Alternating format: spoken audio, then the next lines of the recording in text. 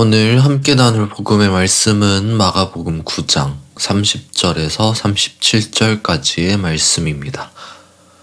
그들은 거기에서 나와서 갈릴리를 가로질러 가고 있었다. 예수께서는 이것을 남들이 알기를 바라지 않으셨다. 그것은 예수께서 제자들을 가르치시며 인자가 사람들의 손에 넘어가고 사람들이 그를 죽이고 그가 죽임을 당하고 나서 사흘 후에 살아날 것이라고 그들에게 말씀하고 계셨기 때문이다. 그러나 제자들은 그 말씀을 깨닫지 못하였고 예수께 묻기조차 두려워하였다. 그들은 가버나움으로 갔다. 예수께서 집 안에 계실 때에 제자들에게 물으셨다. 너희가 길에서 무슨 일로 다투었느냐? 제자들은 잠잠하였다. 그들은 길에서 누가 가장 큰 사람이냐 하는 것으로 서로 다투었던 것이다. 예수께서 앉으신 다음에 12 제자를 불러놓고 그들에게 말씀하셨다. 누구든지 첫째가 되고자 하면 그는 모든 사람의 꼴찌가 되어서 모든 사람을 섬겨야 한다. 그리고 어린이 하나를 데려다가 그들 가운데 세우신 다음에 그를 껴안아 주시고 그들에게 말씀하셨다. 누구든지 내 이름으로 이런 어린이들 가운데 하나를 영접하면 그는 나를 영접하는 것이요. 누구든지 나를 영접하는 사람은 나를 영접하는 것보다 나를 보내신 분을 영접하는 것이다. 주님의 말씀입니다. 창조주이신 하나님과 우리 구원자이신 예수 그리스도께서 주시는 은총과 평화가 함께 말씀을 나누는 여러분에게 가득하시길 빕니다. 성사무 17째 주일, 오늘 우리가 마주한 마가복음의 말씀 속에서는 두 가지 이야기가 등장합니다. 하나는 두 번째로 자신의 순환과 부활을 예고하는 장면이고요. 이어지는 이야기는 누가 크냐 하는 질문을 서로 주고받는 제자들에게 가르치시는 예수의 모습입니다. 어떻게 보면 구체적인 제자도의 그 모습을 보여주고 있는 오늘 복음의 말씀이 건네는 성숙한 그리스도인의 모습은 어떤 모습일까요? 함께 그 이야기 속으로 들어가 봅니다. 오늘 복음서 말씀의 이야기 비중을 보면 순환예고에 비해서 누가 크냐 하는 질문에 관한 이야기 비중이 더 큰 것처럼 보입니다. 이야기의 양만 봐도 그렇다는 것을 알 수 있죠. 그래서 오늘 이 이야기에 조금 더 포커스를 맞춰서 이야기를 나눠볼까 합니다. 이야기 속에서 제자들은 이동하는 길목에서 누가 가장 큰 사람인가 하는 것을 주제로 해서 다투었습니다. 그런 모습을 본 예수는 제자들을 불러다가 이렇게 이야기합니다. 오늘 본문 35절에서 예수께서 앉으신 다음에 12 제자를 불러놓고 그들에게 말씀하셨다. 누구든지 첫째가 되고자 하면 그는 모든 사람의 꼴찌가 되어서 모든 사람을 섬겨야 한다. 이렇게 말씀하신 예수는 어린이 하나를 데려다가 그들 가운데 세운 다음 그 아이를 껴안아 주시고 제자들에게 말합니다.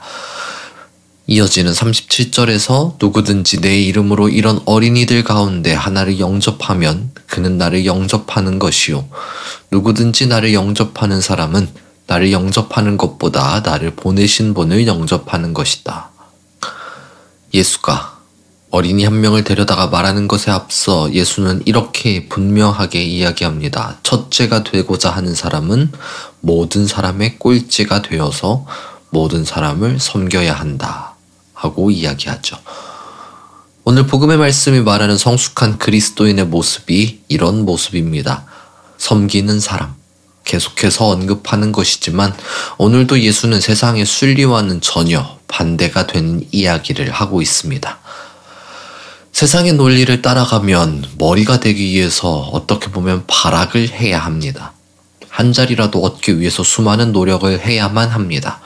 그렇게 해야 간신히 한 자리라도 얻어서 자리를 잡고 성공으로 다가가는 그 한 걸음을 떼게 됩니다. 그런데 예수는 첫째가 되고자 하면 꼬리가 되라고 이야기합니다. 그렇게 세상의 논리를 완전히 뒤집습니다. 그러면서 이 이야기를 설명하기 위해 어린아이 한 명을 데려와 자신의 품에 안으면서 이야기하죠. 이 어린이 한 명을 내 이름으로 받아들이는 것이 나를 받아들이는 것이다. 라고 말입니다. 이러한 예수의 말도 당시 시대상과 비교했을 때 전혀 이해할 수 없는 말이기도 합니다. 당시 사람들은 어린이를 상당히 가볍게 여겼습니다. 힘도 없고 지식도 많지 않을 뿐만 아니라 도움만을 필요로 하는 위치에 있기 때문에 그렇습니다. 그런 시대적인 상황 속에서 예수는 어린이 한 명을 끌어안으면서 이런 어린이를 받아들이는 것이 나를 받아들이는 것이다 라고 이야기합니다.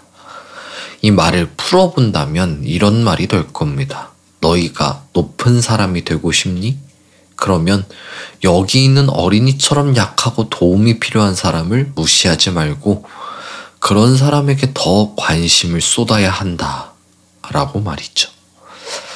이런 모습 속에서 우리는 섬기는 사람이라는 성숙한 그리스도인의 모습에서 누구를 섬겨야 하는지에 대해 더욱 분명한 위치로 다가갑니다. 예수의 제자는 분명하게 섬기는 사람입니다. 예수께서 우리를 섬기신 것처럼 스승 예수를 닮아가는 또 한 명의 예수인 우리는 그와 같이 섬기는 사람이 되어야 합니다. 그런데 우리의 섬김은 온전히 약자를 향해야 합니다. 도움이 필요한 사람을 향해야만 합니다. 그러한 섬기는 사람의 위치, 그것이 오늘 복음서에서 제시하는 성숙한 그리스도인의 모습입니다. 어떻게 보면 역설같이 느껴지는 이 예수의 말 속에서 우리는 또 하나의 역설 하나를 발견합니다. 우리는 또 하나의 역설을 발견합니다. 그것은 섬기는 사람이 되기 위해서 먼저 되어야 하는 것이 섬김을 받는 자가 되어야 한다는 겁니다. 갑자기 이게 무슨 소리인가 싶으실 수 있습니다. 섬기는 사람이 성숙한 그리스도인의 모습이라고 했는데 그걸 위해서 섬김을 받아야 한다. 이상한 이야기일 수도 있습니다. 그러나 오늘 복음의 말씀이 건네는 이야기가 그것입니다. 우리가 먼저 섬김을 받고 그 섬김을 힘입어서 예수의 제자답게 섬기는 사람으로 살아가야 합니다. 그렇다면 우리가 받아야 하는 그 섬김은 누가 베푸는 섬김일까요? 바로 하나님의 섬김입니다. 섬겨야 한다 하는 그 이야기 앞에 예수의 두 번째 순환 예고가 담긴 이유가 그것이지 않을까요? 그 예수의 피땀 어린 섬김을 바탕으로 그 섬김을 힘입어서 우리가 섬김의 자리를 향해 나아가야 한다는 것을 보여주는 것 같습니다. 왜냐하면 그러지 않고서는 우리는 예수와 같이 섬김의 자리로 나아가는 것이 불가능하기 때문입니다. 그래서 예수께서 어린이를 품에 안으신 것인지도 모르겠습니다. 예수는 어린이를 품에 안으신 것처럼 우리 또한 자신의 품에 안으십니다. 그렇게 우리가 예수의 제자답게 삶을 살아갈 수 있도록 은총을 베풀어 주십니다. 그 은총을 받고 계신 여러분, 그 은총을 힘입어 예수와 함께 예수의 제자다운 삶을 살아내십시오. 그렇게 가장 낮은 곳에서 누구보다 먼저 크게 섬기십시오. 도움이 필요한 사람들에게, 고통과 차별과 아픔이 있는 곳에 발걸음 옮기는 것을 주저하지 마십시오. 그렇게 걸어가십시오. 그들의 손을 붙잡고 그들의 눈물을 닦아주며 끌어안으십시오. 함께 눈물을 흘려주고 그들이 웃을 때에 함께 웃어주십시오. 그렇게 예수와 같은 삶을 살아낼 때 모든 지각이 위에 뛰어난 하나님의 평강이 그리스도 예수 안에서 여러분의 마음과 생각을 지키실 것입니다. 아멘.